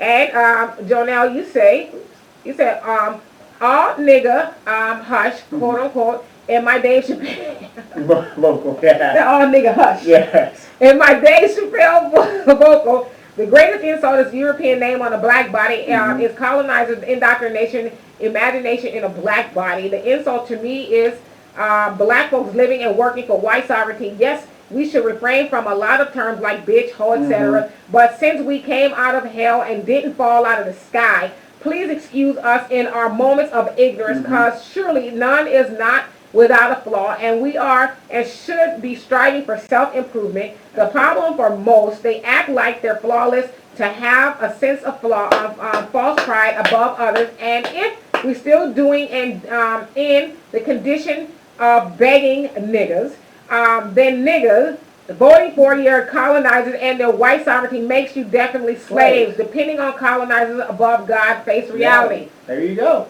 There it is. There it is. In a nutshell. I don't even need to add nothing else to it. Wait. Drop the mic. Drop the mic. Drink the tea. Right, okay? Right. And Sydney says, why not say her name with your chest? Be bold. I know who you're referring to. Also, Donovan needs some public relations help. Apologize and move on. Joking. No, I'm like Trump. I'm not going to apologize. I'm a Republican. I won't do it. Right. Even when I'm wrong. Yeah, I won't say her name because I think if she's watching and she wants to, come and admit to it, she can. But I don't think her name is really important because, not saying she's not important. I guess she's important in what she does. She's just not important in what we're doing because she, and I don't want to be disrespectful. This is the only thing like the butter biscuits is steaming hot, piping in front of her face. I get it. She wants them. I'm just not hungry for no butter biscuits right now, so I'm not. Yeah. I'm just not willing to keep giving away something that's valuable to me, which is supposed to be a vote, I guess. Right, and for nothing. For me, okay. I set this show up. We worked this show together for so many years, and it works for what we're doing. It works. I unfortunately do not have faith in a person that's going to tell me that using one specific word is going to make such a drastic difference in my viewership and my outreach and my But planning. didn't Al Sharpton and them bury the N-word like 10, 15 years ago? Right. How does that help black people? I mean, to your point, that if we just need to stop using the word, that all of our woes and our ills will go away. How does that work? You know, Al Sharpton has been collecting butter biscuits on the backs of black people ever since he done buried the N-word. And nothing has changed for us. So it's all, like I said, we get caught up in symbolism. That's symbolic. Let's bury the nigga. Not, I'm talking about the concept. I'm not talking about black people. It's different. Let's bury the nigga, not just the word. Let's bury all the things that are nigga shit, as I would say. Excuse me. And let's bury that stuff so we can actually be better people, right? And Cindy says, wait to compare her to Steven. Oh, hell no, you found that. Well, that's who you with. I said, you know what I mean? That's what it reminds me of. You bring them in here? Yeah. You know? I love you, boss. You know, it's crazy. You know, start your own show. You know, if you're a Democratic, troll, hey, I'm not against that. Start your stuff. Just let me do my stuff, because guess what? What I've been doing. You said a Democratic troll. Yeah. But what I'm doing works for me. I can't it works for me. So, you have options out there. But I would strongly recommend start your own show. I don't know why that's so funny to me. A Democratic troll. Yeah. Just start your own show. Like I encourage people to start their own business. Start your own show. And, right. And good luck to you. Set it off. And Joe Melly says, when you do good, there's always haters or haters. I don't understand that. It's like, you took that one thing. When they say you can do 100 things right, but if you do that one thing wrong, oh, hell no, you didn't. Exactly. All right. Ricky, he says, I'm not voting. Good for you, brother. Good for you. Yes. I mean, for whatever your reasons are, I hope the reasons are good, but I'm not voting either. So I know why I ain't voting, because ain't nothing to vote for. But vote on the local level. Yeah, the local, the state and local elections, vote for those, because those really do affect us. But yeah, and if you got council people who are going up to Washington and allowing Trump to run roughshod all over the country, and then they want to, amen what Biden is doing, then vote their ass out of office too. Exactly. And Perez, you say, question, I'm from the Bronx in New York, Spanish, Puerto Rican. Right on. You say, and we are so integrated out here, black/Puerto Rican, I won't get looked at twice for using the word amongst blacks. It's like, is it like that? Oh, yeah. Well, we consider y'all us, and I know there's people saying, well, nobody should use the word. Yeah, nobody should use it. We shouldn't use it, but it's in the vernacular. Y'all are black, but then that's too getting up into that whole, the colorism thing. The colorism. You not quite black enough. Right. What does that even mean? You said, and with Mexicans, no, I don't think. No, we're not gonna let that fly. I mean, it's not acceptable, because there's a lot of things we couldn't call them and get away with. Right. But as Donovan said earlier, I think we're the only people that are accepting of every damn thing. Everybody. Everybody come in. We let everything slide. Oh, they white, but they got a black heart. Right. He was raised in the neighborhood. Well, I will say this though, put a disclaimer out there. Tina Marie was black. Okay. Tina Marie was black. Beautiful. We clear about that. Voice. Tina Marie loved the minister too. Mm-hmm. She loved the minister, Minister Farrakhan, so did. She gets to the barbecue, okay? Exactly. And Michi, you say, it's my choice if I don't vote. It's always the people showing their voting sticker saying, did you vote? Mind your business. Mm-hmm. That's right, mind your business. It's be a secret vote. And the next time somebody roll up on me and ask me, did I vote? I'm going to say, well, what did you vote for? I voted for Biden. No, I'm asking you, what did you vote for that made you want to vote for Biden? Mm-hmm. He cute. He's good looking. He's Obama's wingman. So while his bill was putting black people and all kinds of families in jail, and his son and daughter were on drugs, did they go to jail? Absolutely not. Hell no. But you're voting for a guy that... He's cute. He's and handsome. And then you also got to look at the people that support him. So if Joe Biden was being supported by a bunch of Nazis and skinheads, do we still vote for Joe Biden? Yeah, because he was Obama's wingman.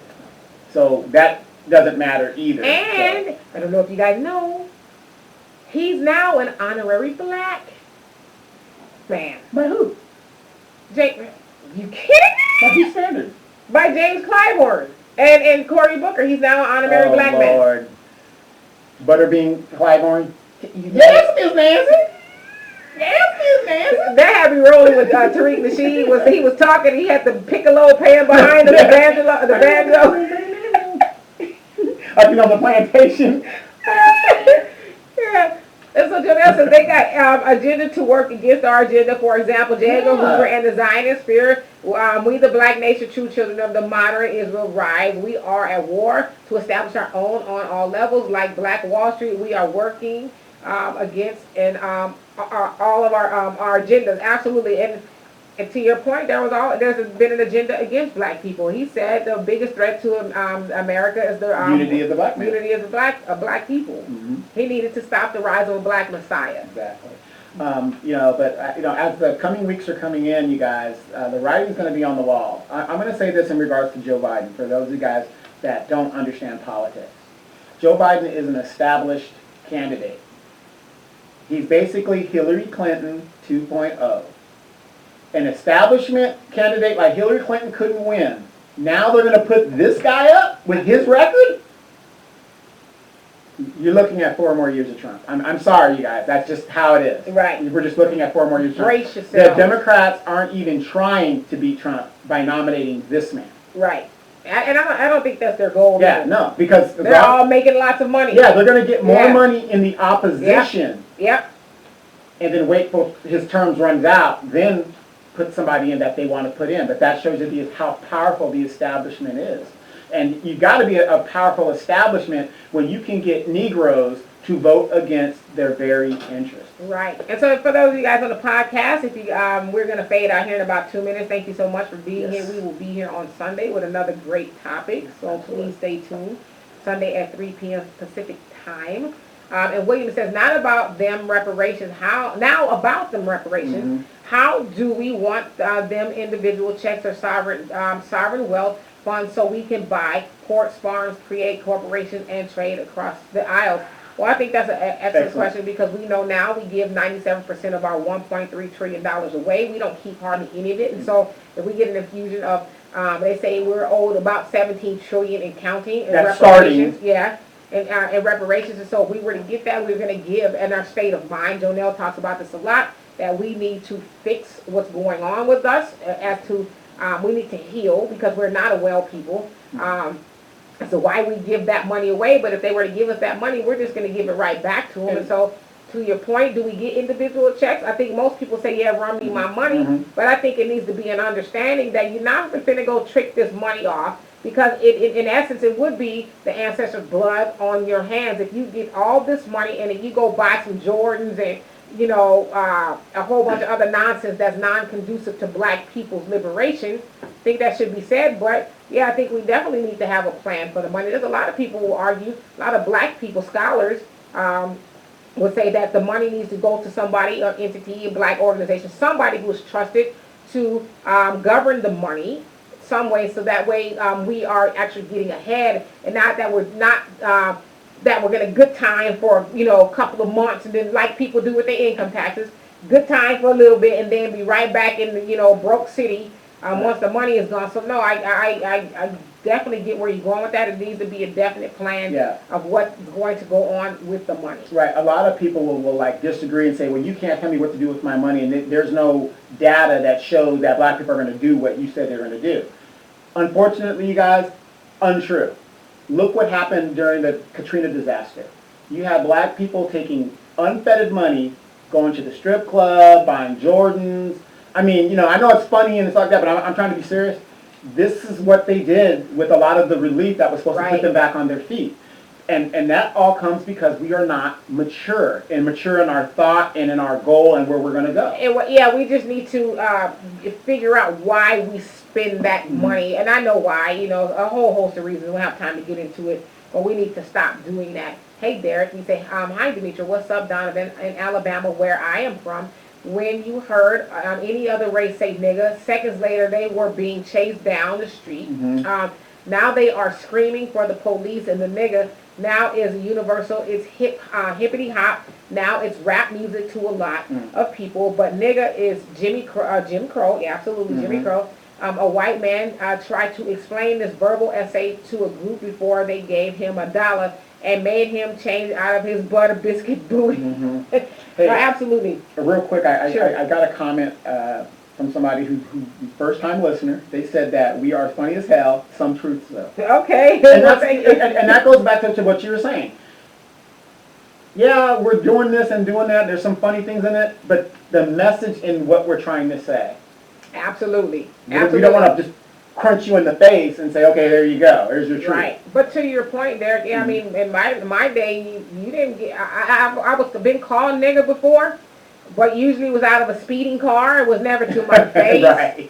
You know, nothing like that. That's where I grew up from, you know, because you could, in the 80s, the 70s, 80s, you know, you really couldn't do that to black people because you was going to catch one. Yeah. You know, back in our day, there would never be a white heavyweight champion. Never. Now that it's coming all over the place. There would never be a white kid that can outdance anybody. I mean, it was rare. Very rare. Right. You know, but now... It's still rare. I see some of these white kids putting the black kids to shame. They're still lacking seasoning, brother. Exactly, but here's the problem. And the reason why the brothers can't dance, because their damn pants are down by their goddamn knees. So how can you do the moves if you ain't got no mobility? Right. You just wiggle your hands. Yeah, you know, it's like, it's crazy. It's just crazy. Right. And Sydney says, Amanda, take the mic. Amanda's on a vacation. She might be on her way back home now. And you're replying to Perez. You say, what part of the Bronx? And Jonelle says, whites call us nakers like Los Angeles niggers. Yes, yeah. So I want to give a quick shout out to my friend Monique, who's listening to the show. She's going through Costco. Hey, girl, let us know if there's any more toilet paper available. I heard Trader Joe's went out, too. None. Sanitizer. What else are they looking for? Water. So, you know, just give us an update on that. Right. And William said, how is he honorary? Why? I want to know that, too. What makes Joe Biden an honorary black man? It was just, you know. Because he's cool like Obama. He was Obama's wingman. Don't you get it? Where y'all been? I don't know. He came out the limo with Obama looking like Iceberg Slim. You stupid. You know what I mean? You stupid. Had his cup. Did you see that meme? He had his cup and his thing and he was pimping. Joe was smooth. I knew what made him an honorary black man. I even heard of some women that say, you can't date me if you don't even like Joe Biden. Yeah, this is what I said that to you. If you don't like Joe Biden, you can't date him. I can't even date him. That was a sister. Well, it was a sister that told me that Joe Biden was fine. Like I said, to each his own. I'm not down in the sense that if that's her parameter, that's and Nietzsche says Trump said he looks sleepy. Sleepy Joe. Sleepy Joe. And he goes, Biden is not cute. Watch out now. Some sisters who think they just melt. Like Eddie Kane Jr. And then Perez says, vote for what? Stay with your local politics if you want to make some changes. And that's all that actually matters. Yep. And you're saying 137 and Brook Avenue right now, but I've been all over the Bronx. Referring to you. And William, you say, I would like to see 30-year studies. Subsidies. Can I read? No, you can't. It's just that white part. Yeah, because it's kind of what kind of clothes you got on. Subsidies from reparations fund in the form of sovereign wealth. You got some good ass eyes. I'm farsighted. Okay. I'm nearsighted. It says we use that, as you say. He'll develop land for us, build schools, and have our own territories, establish trade with Africa and other nations of color. Establish trade. Yeah, we got to do all of that because we need to keep the money coming back. See, but we have to know our history too. Now, remember when they forced the Indians on those reservations, they gave them the worst land that they knew of at the time. And now they cha-ching! No. Actually, then when they found something on that land, like gold or something like that, they moved them off to even worse land. And then what were they trying to do to recently? The pipeline. Yeah, the pipeline and stuff like that. So even if they put us on a land, and gave us our own little sovereign territory, they're going to find some kind of mineral or something there, and they're just going to just make us get off of that. So, I just have no faith in the American government because every treaty that they have signed, they've reneged on. And let's go to modern times. We were just in the climate accords. How do you just walk out of something that you agreed on? Right. Right. You just, we're not going to do that. We're just like that. Our word means nothing in the country, in the world. In the world. We have anything that we sign now, our allies and enemies say, this is bullshit. You can wipe your ass with this paper. Right. It's so as you guys, some contrary to popular belief, we do have problems with Trump as well. Yes. And Jordan says, we fail to dream beyond American, we fail to dream black vision beyond our barriers to move and build, beyond our limitations. We need not whitewash. We need a liberated mind beyond white limitations. Think free and be free. Break all and every chain. Absolutely. Right. I'm going to tell you guys this. If you have not, when all this stuff is over, gone to Africa, or you lose your house and you're wealthy, or you lose your job, consider moving to Africa. And I will tell you, you will have less of a stressful time there than you do here. Because we think about it all the time. All the time. All the time. Once you go to Africa, and for those of you guys that haven't gone, once you go there, you're never going to come back the same. It's because you think, oh, we was over there, it was cool, it was nice, and I'm going to go back and I'm going to get back acclimated to the things of, America. You do to a large degree, but it never, the yearning for being over there never leaves you. Exactly. It never leaves you. You always want to go back. Go back, especially, if you had a really good experience. Oh, yeah. And you debunked all of the nonsense that you've heard for yourself. You went over there and you've learned for yourself. This is all the stuff we've been hearing about Africa, for the most part, is not true. Those people are so lovely. Oh my God. We didn't come across a hostile person. Not a hostile the whole time we were over there. Not one. And William says Biden is just Hollywood squares to block. We could not get Sanders elected because some of us think, like the opposition, he is a socialist and communist. That label makes him unelectable in middle America. I'll agree with that, but they're saying that the baby boomers, Generation Fail, has come out in droves to deny. They voted for, out of all the black people, the baby boomers, the older black Americans voted for Joe Biden overwhelmingly. I mean, because Sanders appeals to the younger crowd. Right. So it's unfortunate, well, I ain't going to say unfortunate, but that's the people's choice. That's what they're going to do. Yeah, because, Donovan calls them Generation Fail. I don't like to do that, but I get why he does that.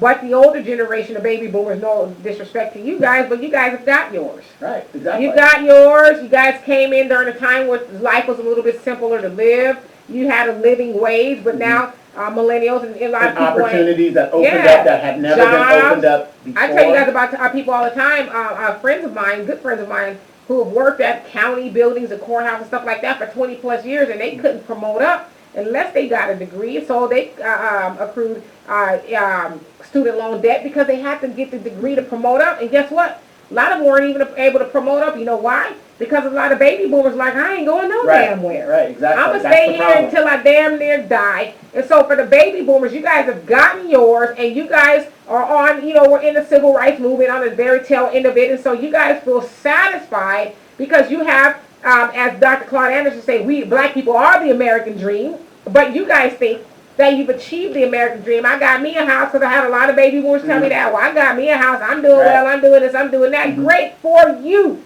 But you didn't help leave a legacy for the people behind you. And so that's why the younger people want to vote for somebody like Bernie, because Bernie is like, I'm getting rid of all the student loan debt. I'm going to make Medicare for all. I'm going to make college free. I'm going to make it where you guys have a living wage. Right. I'm going to make it to where you guys can have the stuff that we have. Right. Because think about it. Like in California, we have a CalPERS system.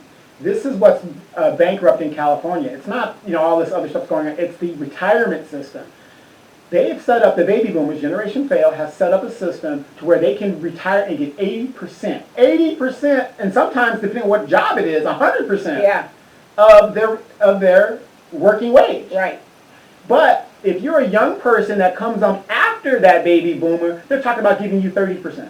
Right, and then if you're a younger person, younger than a baby boomer, That don't mean that you came on right out of college. Mm-hmm. It means you have to wait for some of them to retire or die, because a lot of them are dying off of the job. And then so maybe you're 40 and now you're able to get in that good job. And so you got to work until you're dead yourself to even save up. But like I said, 30%, who can live off of 30%? Right. In the military now, they're giving, like, I retired at 50. I get 50% of my pay. But now, what they're offering these guys 30%. Who's going to stay for 30%? Right, okay. Who's Get a leg blown off for 30%. Yeah. Who's going to stay? And this is what that generation has done. They pulled up the ladder and said, we got ours. And then they thumb their nose at us like, you guys didn't do the right thing. And a lot of us, in our generation didn't do the right thing per se, but a lot of us are trying, and they did do the right thing, but are trying. But now, I have a child who's 27. There's no real good jobs out there for her to be able to say, especially in California, I'm going to go and get my own apartment, because for one thing, they like $2,000 for a one-bedroom studio. I'm going to get my own apartment. I'm going to go do have my hot girl summer. She can't do that, unless she... discounts of Coachella on her. Yeah, but she is having a hot girl summer. God bless her. But anyway, Jonelle says, those little girls Joe keep touching and hair snipping is not liking Biden. Yes, the Bernie crowd. Advertisement is also via subtle suggestions like saying false statements. Now that's pimping. Who's saying that about Joe? Why? Who's the Mac in my ice cream? Yeah.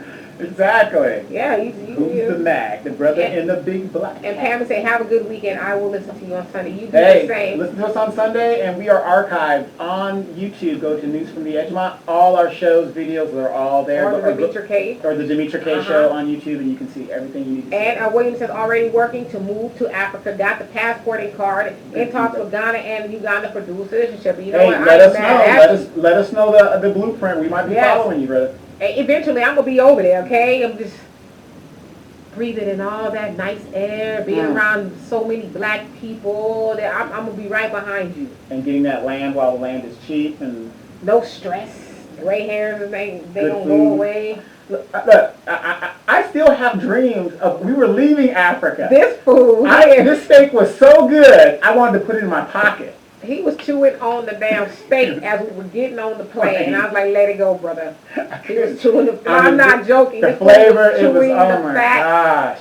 Man. And William, you also say, I like Sanders, but he will not pass middle America. It's a shame that baby boomers have left the kids such a mess. And I think everybody just needs to be honest about that. It's not that the younger generation don't want anything. It's hard. We live in California. I mean, it's hard here. It's hard. You got to have a couple of gigs just to say, woosah. For a minute. Now you got to think about that. The average white person family, $170,000. They might squeak by. The average black family, $15,000. It's already gone. That ain't nothing in California. It's already gone. So anyway, you guys, I don't see any more comments, but we will be back here Sunday, 3 p.m. Pacific time. We're in Southern California, so you guys, please tune in. I don't know what we're going to talk about, but if you have, hey, Gordon, I'm going to get your comment. If you have any questions, comments, or concerns, please hit my inbox. You want something us to talk about. I have a lot of people wanting us to talk about relationships in the black community, so I keep saying. What the problem is, eat the cake, Annie Mae. That's how you solve your relationship problems. Ike. It's on Amazon Books. Check it out. Read chapter 9, brothers. Or you can just go to the end of the movie with Tina whooped his ass and just be done with it, Oh, man. But so you guys have anything you want me to talk about, please hit me up. And Gordon, what's happening? He says, I'm a Democrat and voted Democrat. If Bernie is ashamed to be called Democrat, that's fine. But until then, he will not get my vote. If Mr. Smith shows up to the Brown family reunion, the same time the Smiths are having theirs, I will not trust him. Well, I mean, I think that's fair. I mean, we're in a democracy, I think. Yeah, you can vote for whoever you want to vote for. But if the Democrats want to win and beat Trump on this cycle, they would have to get concessions from the Bernie crowd, be it adopt his universal health care for all, or whatever, or put Bernie on the ticket, or somebody. But I want to ask you this, Gordon, since you said that you are a Democrat, you vote Democrat. Just for a second here, we'll stay on here for you to answer. What have Democrats done for you to be so loyal to them? And so I'm nonpartisan. But I understand why Bernie is independent, because he doesn't ascribe to any of the things that the Democrat or the Republicans are doing, because both of them, especially, have used black people to a fault. But Bernie is more or less like, I really truly want to help the people. Like, I'm not trying to just say this. I really want to help the people. He has a record of civil rights. He has a record, you know. Joe Biden is a Dixie, he loves Dixiecrats. He was big time. He still is. Yeah, he loved being with the segregationists. And he said that on record. And so you're saying that Bernie is not, he's ashamed to be called a Democrat. Well, I think there is some shame in being called a Democrat. But, you know, we want to talk again, we get caught up on symbolism. You're talking about him being ashamed, but Bernie has done the work. You know, he has a record of being pro-civil rights. He was in there in the march with Dr. King and, you know, going to jail and all of that, helping, you know, people trying to get out of the hole. And so are you a Democrat in name? Or you are a Democrat by action? Because to me, you know, Bernie is doing the things, I guess, that Democrats used to do. I don't know. Now, are we voting for Bernie? No, we're not, because he's not for reparations. So he's not going to get my vote. And I'm going to be honest with you. People ask me all the time. They try to pin me in the corner. If you have to do it, who would you vote for? I said if I had to. At this point, I'm not doing it. But if I had to, I would vote for Bernie. Right. Because Bernie is trying to implement things that's going to help a lot of people, myself included, a lot of other people I know. I mean, if I had to do it. But, I mean, I'm just not, Gordon, I don't get caught up in the symbolism. I'm a Democrat. I want to be a part of something that's actually going to help me and my people. Like, Democrats haven't done anything for black people since they've been getting our vote. And so I'm asking you, what have they done for you specifically and black people? Let's say, not even say you. Say black people, for you to be so loyal, if you're black. And Jonelle, you say, you didn't say that. He says, they also got nice homes in Africa. You all need coming back to Africa special show. We do, huh? Yes. We do need to do a show. But yeah, the homes are nice out there. I mean, it's just simplistic. Yeah, it's modern, like we're modern. It's not like no huts and shit. If you want to go to a club, people swinging from vines like they want you to think. Yeah. Okay, Pam, and Nietzsche says, good show as usual, thank you. And Jonelle says, reflection of Africa, 100% beautiful. All three of you gave your experience on your travel in comparison to America and other travels. Yes, it was amazing. Donovan and his damn cat. He loves me. And William says, it's a piece of paper you can change whenever you get ready. Bernie did take California. He took California in every district. Yeah. He cleaned it up. California. And now listen to this. Well, I'm glad you brought that up. I'm waiting for Gordon to reply. I don't know if he will. California is probably one of the most expensive states in the nation. California has got the most homeless people. We got over, what is it, 50? We got 55%. 58,000. Or 55% of the homeless population is in California. Okay? California is going through some things. You have to be uber rich or working a bunch of gigs.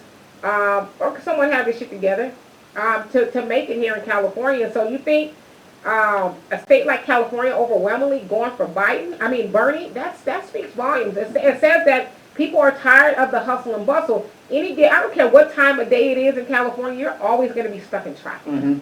Exactly. That's because people are going to and from, probably going to their second, third job. Yeah, where the jobs you know, people are just sick of it here. People are sick of the everyday struggle. Like, people's blood pressure is high. You know, having to worry about making rent. Rent is it's that is your biggest, crazy. That's your biggest expense. It's crazy. It's stupid. They just now put in rent control laws out here because it was just ridiculous. San Francisco, most of those people, the arts district, where you have all the arts and music and stuff, that's disappearing. Because tech industry has went in San Francisco up north, a lot of them north are just taking over, and those people are being gentrified, moved out, cannot afford. My daughter went to college up there, and she thought she might want to live in San Francisco. She spent a year and a half there. She's like, I'm good. I couldn't, now I couldn't afford to stay here. I mean, before she got into her dorm, which actually she never got into a dorm, but she was paying almost $1,100 a month for a room. A room.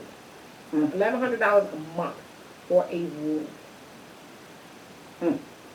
So it's bad out here. And Gordon, you say, I do for myself with the help of God. I would be proud of Bernie if. I thought you said something. That's why I stopped. Okay. I do for myself, with the help of God, I would be proud of Bernie if he stays independent. He will be. Nice.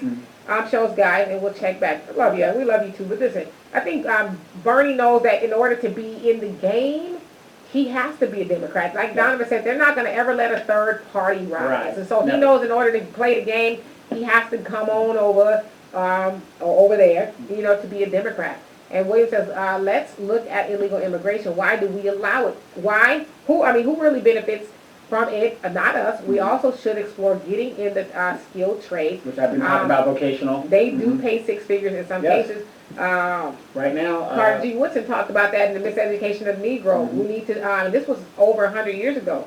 He talked about us as black people getting into trades, the stuff that our parents used to do. Don't try to go off and get all the intellectual degrees, if you will. We need those things, but we still need trades. Well, remember back in the neighborhood, there was always the brother, and I'm not talking about this shady bullshit mechanics. The shady mechanics? Yeah, I'm talking about, there was always a brother. I mean, your dad's one of them. This guy... old school. Yeah, my father-in-law, you can go to him, you're going to get quality work because he knows how to work on cars. There's always that guy in the neighborhood. And they know how to do it. Plumbing, carpentry. But and you know what, my father, how many people, young guys, my father tried to take under his wing and teach the trade to, and they don't want to do it. So, God forbid, when my father leaves, he's going to take all that knowledge of how to fix cars with him because nobody wanted to pick it up and run with it and make money. My dad has always been able to make money as a mechanic. And Dwight, you say that's crazy, $1,100 for a room. You can get a 3 or 4 bedroom for that much in Texas. But that's what she was working with, and that was good considering all the other stuff that was out there. Right. That Now, was a steal. here in San Bernardino, the college that I'm going to here in San Bernardino, they want rooms $700-800, one room. That's in San Bernardino, the bankrupt city. Right. And Masha, how you doing? You say, I'm here in Montreal, Canada. People are going crazy with this coronavirus. Schools shut down for 2 weeks. Even daycare, the only good thing for parents, you still going to get paid if you can't work because you need to stay home with your kids. And price of gas got down here. Gas is dropping down here too. That's because barrels of oil took a giant hit. Yeah, because the Russia and China can't agree, or OPEC can't agree. And the stocks. Yeah. And William, you also say, I'm a sheet metal mechanic and I work composite, which is the wave of the future. Can you say drones? Wow, see? Absolutely, with airplanes and stuff. Those are the stuff that we need to be doing and teaching our young people to do. Yeah, William, I have my A&P license, so I know what you're talking about. Donovan is like you. He damn near built this whole house by himself, rebuilt it. Tore it down and built it back remodel it by himself. This dude can do it. Whatever it needs to be done, he gonna do it. And you also say downtown LA, 475 square foot box is $4,700 per month. Very true. People be thinking we lying out here. It's the truth. And you're paying that kind of money, and people are just shitting on the streets. Literally. Because the homeless population, what are they gonna do, right? Yeah. So anyway, you guys, thank you so much for being here. We will be back on Sunday, YouTube. Please, if you haven't already, please like and subscribe to this channel for more insightful commentary. And you guys on Facebook, thank you so much for being the great other side of the conversation. We will talk to you guys on Sunday, 3 p.m. Pacific Standard Time. Be safe. Peace. 2 fingers.